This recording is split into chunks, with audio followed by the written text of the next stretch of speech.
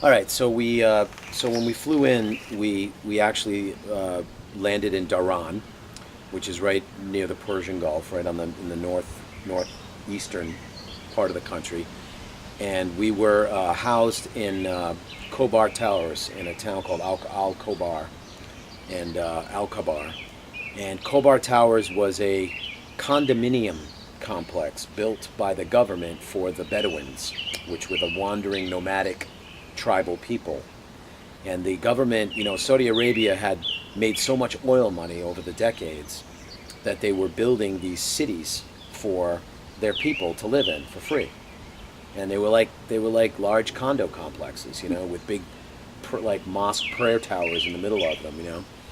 And the Bedouins, over the years, came by and looked at the places, and they said, "We're not staying here," and they kept going.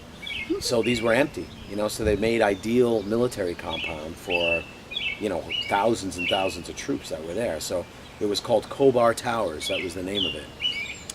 Interestingly enough, the 2 weeks after I came home from, or actually it was while I was in Iraq, we were on a mission in Iraq, and while I was on that mission, Khobar Towers got bombed by a Scud missile, Wow. and I had to find a phone I had to find a satellite phone to call home to make sure my parents knew that wasn't me, and that I was okay, and we were all kind of panicked and frantically looking for a phone, But so we stayed in Saudi Arabia for part of the time, and then the missions left from the operations center from where we were, and so I got on a 2 or 3 week mission up in Iraq, where we basically wandered through the desert looking for anybody that needed help or any support that we could offer the troops that were there. Or we were a couple of days behind the ground assault, which had happened 2 days earlier than that. So that's when Desert Storm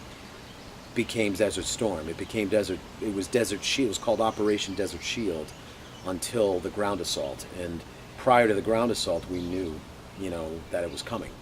So when it finally happened, that was called 0 Hour, and that became Desert Storm at that point. And that's what people historically remember it as today. They remember it as Operation Desert Storm. And that was America's, push into Iraq and into Kuwait to liberate Kuwait from the Iraqis.